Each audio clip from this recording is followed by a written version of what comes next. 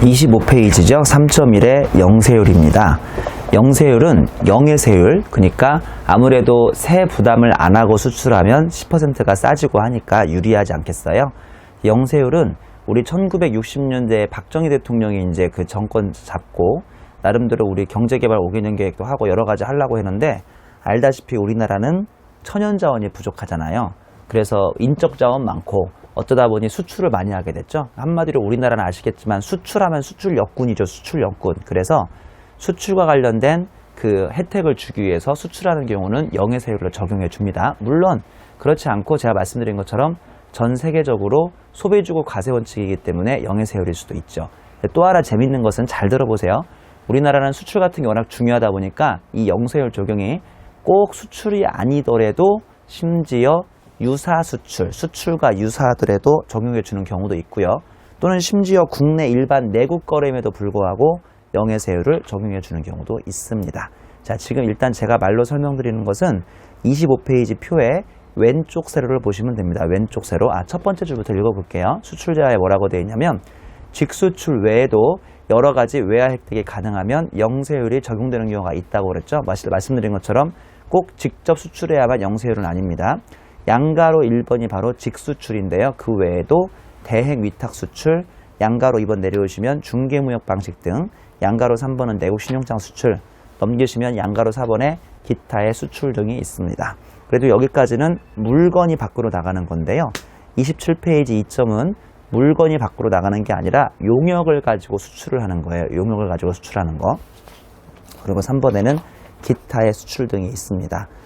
이 영세율도 그러니까 항상 만약에 우리가 시험이 나오면 영세율하고 면세가 같이 나오는데 아무래도 이제 면세 부분은 조금 쉬운 편이고요. 영세율도 그렇게 어렵진 않지만 영세율은 조금 더 꼼꼼하게 공부할 필요가 있는 그런 소챕터라고 생각하시면 되겠네요. 자, 양가로 1번의 직수출, 대행 위탁 수출부터 합니다. 반가로 1번 직수출, 생산업자가 직접 수출, 가로 열고 무상 반출도 수출이에요. 그러니까 상대방한테 무상으로 그냥 내 물건을 해외로 보내줘도 이것도 수출입니다. 다만 어차피 유상으로 수출하든 무상으로 수출하든 세금은 나와요, 안 나와요? 안 나오는 거 알죠?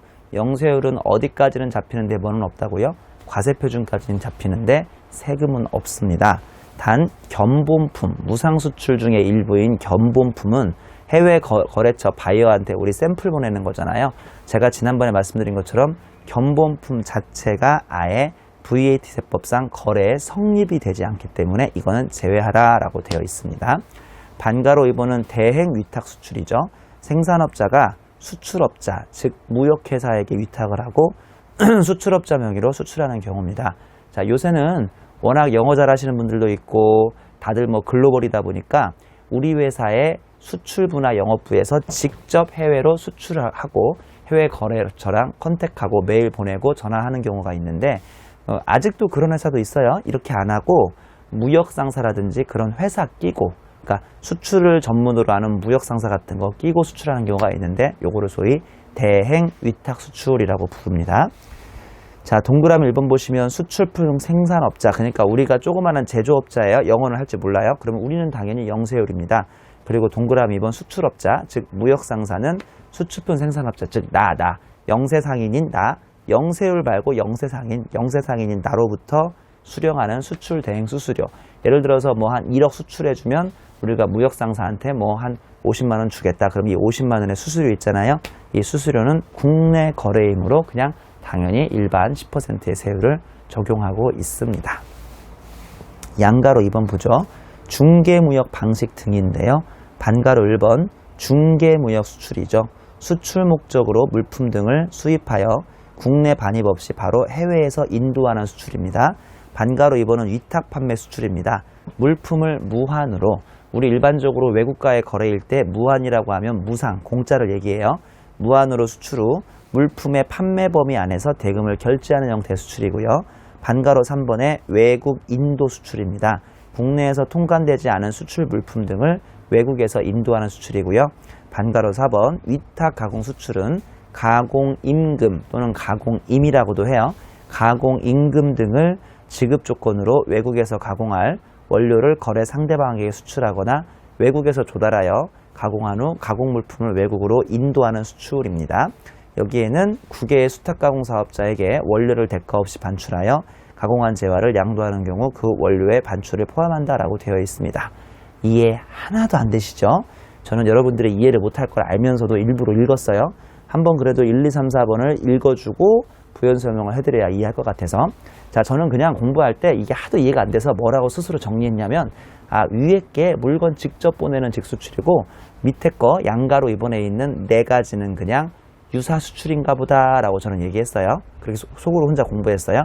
지금부터 직수출은 아니지만 직수출하고 유사한 그 유사 수출을 한 네 가지 정도 제가 알려드릴까 합니다. 반가로 1, 2, 3, 4번은요. 솔직히 우리 아무리 읽어봐도 실무 경험이 없으면 무슨 말인지 모릅니다. 다만 제목은 기억하셔야 돼요.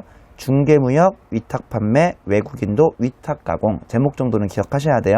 뒤에 뭐 수출까지는 기억 못하더라도 중개무역, 위탁판매, 외국인도, 위탁가공 정도는 기억합시다. 자, 다음 페이지 한번 넘겨보실래요? 다음 페이지 넘기시면 제가 주 1번에 중개무역 방식 등의 사례를 제가 좀 쉽게 적어봤죠. 중개무역 방식은 뭐냐면 우리가 일본에 아주 소중한 바이어가 있어요. 걔한테 물건을 팔아요, 내가. 근데 어느 날 일본이 나한테 전화 와서 야, 한국아, 니네 혹시 나무도 있니? 원목이 있니요?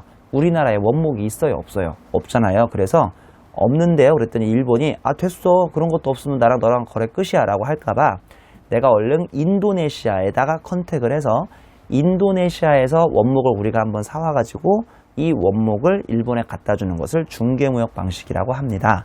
우리는 말 그대로 가운데서 중개를 해주고 있는 거죠. 다만 현실적으로는 우리나라에 굳이 통관하고 들어왔다가 다시 일본으로 나가려면 물류 비용이 많이 들기 때문에 실제로 우리는 가운데서 종이로만 장난을 치고 종이로만 끼어 있고 인도네시아에서 그 배에 선적한 그 나무가 그대로 일본으로 넘어가 버리죠. 제가 지금 종이로 장난친다고 했는데 부정적인 의미는 아니에요.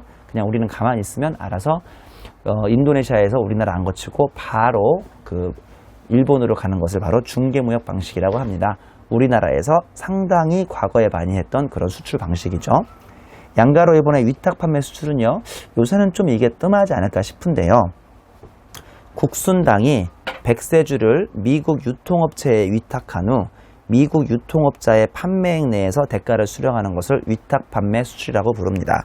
제가 일부러 국순당으로 했어요. 왜냐하면 소주 회사들은 상당히 크기 때문에 이렇게 안 할 확률이 큰데 그렇게 크지 않은 술 회사는 미국 현지 법인을 차리거나 하려면 좀 힘드니까 우리 국순당이 백세주를 한 1000병 정도 미국에 갖다 줘요. 그 미국 누구한테 갖다 주냐면 브라이언 씨라고 아세요? 당연히 모르겠죠. 제가 지금 지어낸 거니까. 브라이언 씨라고 미국 전역을 장악하고 있는 주류 도매업자래요. 그러면 우리 국순당이 백세주를 브라이언 씨에게 1000통을 갖다 줍니다. 브라이언 씨한테 처음 1000통 갖다 줄 때 돈 받게요, 안 받게요? 아직 안 받아요. 몇 병이 팔릴지 모르니까. 그럼 브라이언 씨가 한 달이든 석 달이든 6개월이든 1년이든 그 백세주 1000통을 가지고 전국에 유통을 시키는 거예요. 그랬더니만 700통에 팔렸대요. 그러면 브라이언 씨는 나한테 700병에 대해서만 700통에 대해서만 일단 결제를 해주겠죠. 바로 이거를 위탁 판매 수출이라고 해서 이것도 직수출과 유사하게 영세율을 적용해 주는 거죠. 어렵지 않죠? 영세율 맞죠, 이거? 왜 위탁 판매인지 아시겠죠? 내가 상대방한테 위탁했고 그 사람이 판매해줬고 그 사람이 판매된 돈까지만 나한테 주니까 이게 바로 위탁 판매 수출이 되는 겁니다. 양가로 3번 외국 인도 수출이죠. 이거는 말 그대로 외국에서 인도해버린다는 뜻인데요. 중동에서 다리 건설 후 덤프 트럭 등을 외국에 그대로 거기서 판매하고 오는 경우를 외국 인도 수출이라고 부릅니다. 원래 그 수출하려면 막 통관 절차 거치고 막 그래야 하는데 얘는 수출하려고 나간 게 아니라 처음에 중동에서 다리 건설하려고 우리나라 덤프트럭 같은 걸 쭉 가지고 간 거예요. 수출용이 아니었어요. 근데 거기서 다 다리 지은 다음에 우리나라에 돌아오려고 하니까 중동 애들이 자기들이 향후에 수선도 하고 수리도 할 수 있게끔 그 덤프트럭을 자기들한테 팔고 가래요. 그래서 우연히 수출용으로 나가지 않고, 즉 통관 절차를 거치지 않고 나갔는데 거기서 바로 그 나라에서 줘버리는 것도 일종의 유사수출이라고 해서 소위 외국 인도 수출이라고 부르고 있습니다. 마지막으로 양가로 4번 위탁 가공 부역인데요. 해외 OEM처럼 중국에서 옷을 가공하도록 원단 등을 수출하고 중국에서 만든 옷을 외국에서 판매해버리는 거죠. 우리 이거 흔히 뭐라고 하냐면 해외 OEM이라고 하죠. 이제 우리나라도 인건비가 비싸져서 해외에서 OEM을 받아오고 있어요? 우리가 해외 OEM을 주고 있어요? 많이 주고 있죠. 중국이나 베트남처럼 이런 데 많이 주고 있잖아요. 자, 우리나라가 중국에 OEM을 주기 위해서 원단이라든지 반제품을 중국으로 넘겨요. 그럼 중국에서 값싼 노동력을 이용해서 최종 제품을 완성해서 또 제3자 최종 유저 누군가한테 그 옷을 줄 거 아닙니까? 그게 바로 위탁 가공 무역이라고 해서 우리가 중국에 가공을 위탁을 준 겁니다. 위탁을 준 거예요. 이제 그들은 수탁이라고 해서 위탁을 받은 거고요. 수탁받은 거고요. 그럼 우리가 외국에 중국에 원단 등을 넘길 때 그게 바로 영세율이 잡힌다 이겁니다. 한마디로 수출처럼 잡혀서 그 원단 값은 부가세를 굳이 낼 필요가 없다는 거죠. 이해하셨어요? 이게 되게 중요한 겁니다. 자, 다시 앞으로 오시면 양가로 3번에 내국신용장이라고 있습니다. 야, 오늘 재밌는 거 많이 배우네요. 내국신용장 한번 설명해 볼게요. 실무하시는 분들은 내국신용장을 많이들 아시죠. 물론 실무를 한다고 모든 분이 내국신용장을 아시는 건 아니고요. 수출 관련된 일들을 하시는 분들은 내국신용장을 아주 빠삭하게 알고 있습니다. 자, 내국신용장을 설명을 드릴 건데요. 첫 번째 땡마크, 두 번째 땡마크 쭉 있는데 결론적으로 내국신용장은 우리나라 내국 거래임에도 불구하고 내국신용장으로 거래하면 보나마나 그 물건이 앞으로 어떻게 될 거니까요. 앞으로 수출되니까 미리 우리나라 거래 단계에서부터 영세율을 적용해 주겠다는 매우 좋은 취지이자 특례 되겠습니다. 자, 다음 페이지 그림 한번 제가 설명드리겠습니다. 주 2번입니다. 주 2번. 상당히 중요합니다. 또 이거예요. 이거 가지고 계속 부가세 강의해요. 또 이거예요. 여기 현대차가 있어요. 현대차가 미국에 있는 브라이언 씨한테 차를 3천만 원에 수출을 합니다. 그럼 브라이언 씨는 3천만 원에 부가세 포함해서 원래 300만 원을 나한테 줘야 하는데 이게 수출이다 보니까 300만 원을 주지 않습니다. 그냥 영해세율이죠. 이해하셨죠? 자, 근데 내가 맨바닥에서 현대차를 만드는 게 아니고 아마 부품을 어디서 조달해 올 겁니다.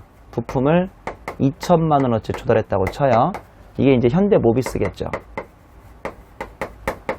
현대모비스라고 아세요? 현대모비스는 울산에 있는 농구팀만이 아닙니다. 현대모비스는 울산에서 농구도 잘하고 있지만 현대모비스는요 원래 모듈이라고 하죠. 모듈, 자동차 모듈을 만들어서 자동차 부품을 이렇게 현대차에게 제공하는 일을 하죠. 이 상당히 큽니다. 상당히 커요. 그러면 원래 2천만 원에 부가세 포함해서 200만 원을 이렇게 서로 주고받을 거 아닙니까? 여기랑 똑같죠? 단위만 만으로 바꿨을 뿐이지. 자, 그러면 여러분들이 현대차라고 한번 생각해 보세요. 원래 300만 원 빼기 200만 원이어서 100만 원을 납부하면 되는데 이게 영해세율이니까 이게 빵이 될 것이고 그러면 200만 원을 다행히도 환급을 받는다고요? 못 받는다고요? 환급을 받는다고 그랬죠? 맞죠? 환급을 받아요. 자, 근데 생각해보니까 이게 좀 뻘짓하대요. 뻘짓. 왜 뻘짓이냐? 얘들 입장에서 얼마나 귀찮고 번거롭습니까? 200만 원 주고받고 또 돌려받고 200만 원 주고받고 또 돌려받고 그래서 현대차와 현대모비스 사이에 이걸 좀 없애줄 수 없을까? 없애줄 수 없을까? 물론 현대모비스가 현대차한테 자동차 부품을 공급하는 게 수출거래입니까? 수출거래가 아닙니까? 아니죠. 아니잖아요. 그러니까 부가세가 붙어야 맞는데 이 공급한 부품이 분명히 수출될 게 분명하다면 어차피 현대차는 환급 받을 테니까 아예 지금부터 띄워버리자고요. 이해하셨어요? 자, 그러면 현대차가 이 부품을 가지고 자동차를 미국에 수출할 것이 분명한지는 어떻게 알 수 있죠? 요 사이에 소위 원신용장이라는 게 발급이 돼요. 원신용장. 영어로는 마스터 LC라고 하지요. 혹시 LC를 처음 들어요? LC를 처음 들을 리가 없는데 LC는 Listening Comprehension의 약자입니다가 아니고요. Letter of Credit, 그러니까 한마디로 신용의 종이입니다. 신용의 종이 Letter of Credit. 그래서 이 LC는 소위 우리나라 말로 신용장이라고 하고요. 미국과 우리나라 사이에 처음 가장 중요하게 발급되는 첫 번째 신용장을 원신용장 또는 마스터 LC라고 부르고 있습니다. 이해하셨죠? 자, 전 세계 그 거래에서요, 수출 수입 거래에서 마스터 LC는 상당히 그 효과가 있는 이런 그 제도입니다. 마스터 헬시가 딱 발급됐다는 소리는 이 물건은 분명히 수출되는구나 라는 것을 입증해주는 반증이기도 합니다. 이해하셨죠? 그러면 현대차와 미국 사이에 원신육장이 발급된 것처럼 얘네 둘도 이 원신육장을 파생시켜가지고 또 하나의 신육장을 만들 수 있는데 그걸 이름하여 내곡신육장이라고 부릅니다. 내곡신육장, 영어로는 마스터 LC가 아니라 로컬 LC라고 부르죠. 그러면 로컬 LC가 있으면 마치 현대차가 미국에 수출하는 것을 원신육장으로 입증할 수 있는 것처럼 현대모비스가 현대차에게 수출하는 것도 그 로컬 LC, 즉 내곡신육장으로 입증할 수 있죠. 그러니까 한마디로 내곡신육장은요, 아직 본격적으로 수출 거래가 아니지만 현대모비스가 현대차한테 공급하는 부품이 이게 곧 수출될 수 있다는 것을 증명하기 때문에 결론적으로 영해세율입니다. 상당한 특혜라고 할 수 있습니다. 내곡신용장은 금융지원제도로서 엄청난 특혜고요. 한번 내용 읽어보죠. 첫 번째 땡마크의 내국신용장 또는 구매확인서인데요. 내국신용장하고 구매확인서는 본질적으로 똑같다고 생각하면 돼요. 다만 은행을 끼고 하면 내국신용장, 은행을 끼고 하지 않으면 구매확인서인데요. 여기까지만 아셔도 큰 문제는 없을 것 같습니다. 내국신용장에 의해서 공급하는 재와 가로 열고 금지금은 제외하라. 즉 금지금, 금은 제외고요. 그 다음 땡마크, 이건 대단한 특혜인데 이걸 꼭 기억하셔야 돼요. 중요하니까. 재와 공급 후 내국신용장이 개설된 경우에도 이걸 소위 사후 내국신용장의 사후 발급이라고 하거든요. 재와 공급 후 내국신용장이 뒤늦게 개설된 경우에도 공급 시기가 속하는 과세기간 종료 후 25일까지만, 즉 7월 25일 또는 내년 1월 25일까지만 개설된다면 여전히 영세율을 적용해 줍니다. 이게 무슨 말씀이냐면요. 이 내국신용장이 오늘이 만약에 4월 8일이라면 4월 8일까지 딱 내국신용장이 발급만 된다면 둘 사이는 분명 영세율인 거예요. 근데 좀 이게 늦어져 가지고 4월, 5월, 6월을 넘겨버렸어요. 큰일 났어요. 6월 30일까지가 한계인데 그러다 결국은 7월 한 25일 정도 이게 뒤늦게 내국신용장이 개설이 된 거예요. 이걸 그 유명한 말로 내국신용장의 사후 개설 또는 내국신용장의 사후 발급이라고 하는데 이거 되게 중요합니다. 국세청은 여기서 엄청난 특혜를 주는데 이번 기 끝나고 플러스 25일은 7월 25일까지만 발급돼도 아무런 문제가 없다고 봅니다. 되게 신기하죠. 근데 화살표 있는 것처럼 하루만 늦어도 26일째부터는 10% 과세 거리니까 둘 사이에 부가세 주고받아야 하니까 썩 좋은 건 아니지요. 그래서 25일 특례를 잘 기억하시기 바랍니다.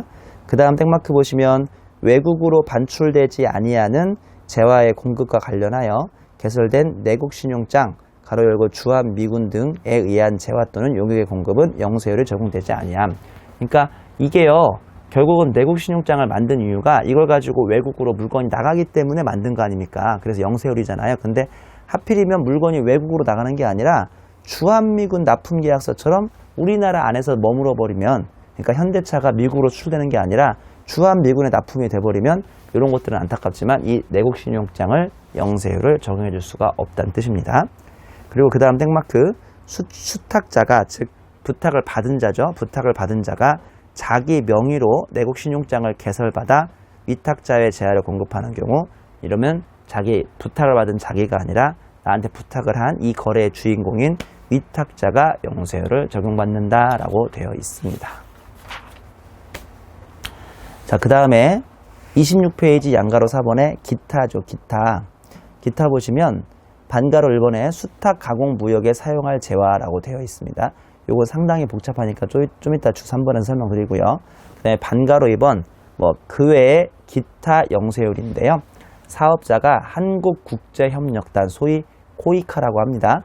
코이카가 전 세계를 돌아다니면서 무상 원조나 구호를 해주고 있죠. 그 다음에 한국국제보건의료재단 및 대한적십자사에 공급하는 재화 가로 열고 해당 재화를 외국에 무상으로 반출하는 경우에 하남 해외 무상 원조를 지원하기 위해서임이라고 그랬죠. 그러니까 우리 오리온이 초코파이를 팔아버리면 부가세가 나오는데요. 그러지 말고 이거를 대한적십자사나 아니면 한국국제협력단 같은 곳에 그냥 공짜로 줍니다. 그럼 이게 언젠가 배 타고 해외로 나가서 해외 원조로 할 거 아닙니까?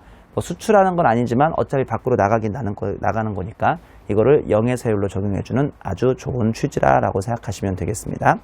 주 3번 좀 보겠습니다. 주 3번. 이건 좀 복잡한데요. 수탁 가공 무역에 사용할 재화의 공급이 영세율을 적용받기 위한 조건입니다. 자, 우리 외국에 비거주자나 외국법인이 있어요. 대표적인 게 루비통입니다.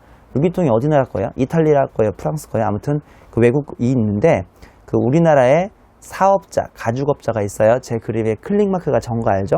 네? 사업자, 가죽업자가 있어요. 박스에 동그라미 1번 보시죠. 이 사업자인 가죽업자가 비거주자 외국법인인 유럽에 있는 루이비통하고 직접 계약을 하고요. 그 다음에 동그라미 2번. 이 사업자가 지정사업자인 가방 제조업자한테 나의 가죽을 넘깁니다. 무슨 말씀이냐면 루비통이요.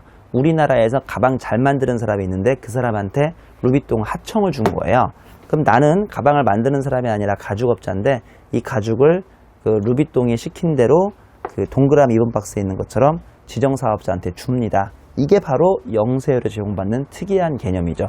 보다시피 동그라미 2번 박스 거래는 우리나라 거래예요? 해외 거래예요? 우리나라 거래임에도 불구하고 특이하게 지금부터 영세율을 적용해주죠. 왜냐하면 동그라미 3번 박스 보세요. 이 가방 제조업자는 내가 준 원단으로 누가 시킨 대로 루비통이 시킨 대로 뭐 오리고 어쩌고 해가지고 가방을 만들 거 아닙니까? 그러면 그대로 이거를 가방을 어디로 갖다 줘야겠어요? 약속대로 이탈리아나 프랑스의 루비통한테 갖다 줘야 할 거 아닙니까?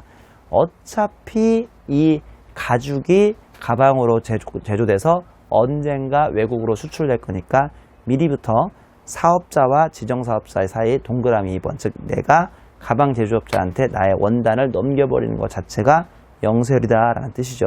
되게 신기한 제도죠. 마지막 한 가지 요건이 더 있는데요. 박스의 동그라미 4번인데 즉 가죽업자는 외국한 은행에서 원화로 대가를 수령해야만 이게 영세율이 되겠습니다. 그림 밑에 양가로 1번부터 있죠. 양가로 1번 국외의 비거주자 또는 외국법인과 직접 계약해서 공급해야 하고요. 양가로 2번 국외의 비거주자 또는 외국법인 등이 지정하는 국내의 다른 사업자한테 인도해야 하고요. 양가로 3번 국내 다른 사업자가 비거주자 또는 외국법인 등과 계약에 의해서 인도받은 재화를 그대로 반출하거나 아니면 제조 가공한 다음에 반출을 해요. 그리고 마지막에 양가로 4번 대금을 외국한 은행에서 원화로 받으면 이 사박자를 만족시키면 그 가죽업자인 내가 심지어 우리나라에 있는 가방 제조업자인 지정사업자한테 나의 가죽을 넘겨도 이것마저 영세율을 적용해주는 매우 재미있는 특례입니다. 자, 27페이지죠. 국외 제공 용역.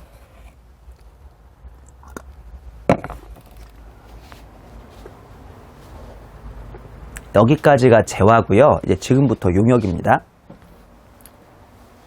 자, 근데 신기한 게 용역은 해외 직수출이 없는 거 아세요? 몰라요?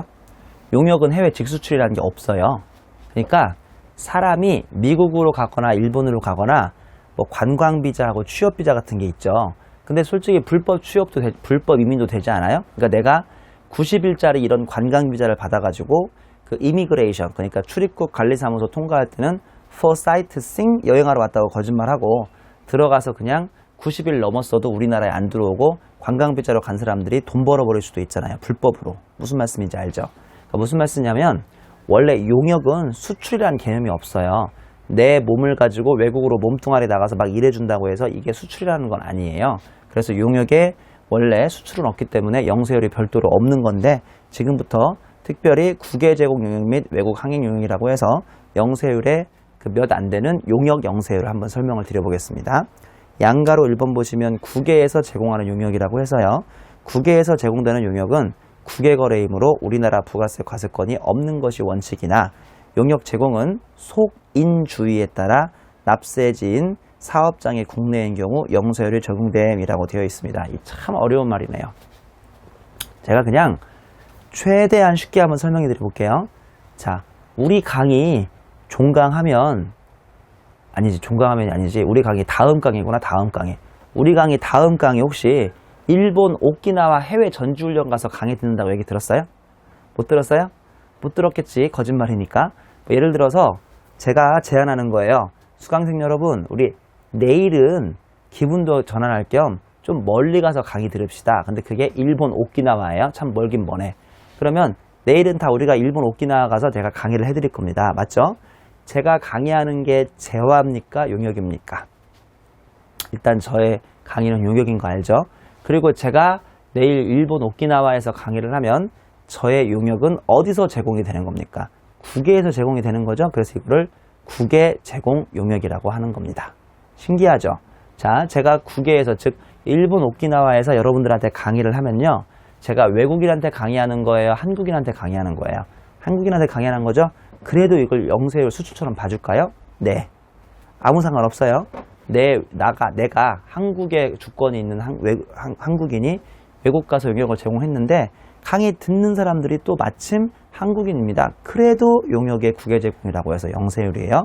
그리고 심지어 그 한국인들이 나한테 강의를 듣고 나서 강사료, 즉 강의에 대한 대가를 원화도 아니에요. 즉 외화가 획득될 수 있는 원화도 아니고 심지어 우리나라 돈으로 갚아도 이거도 그래도 국외 제공 용역이라고 해서 영해세율을 적용합니다.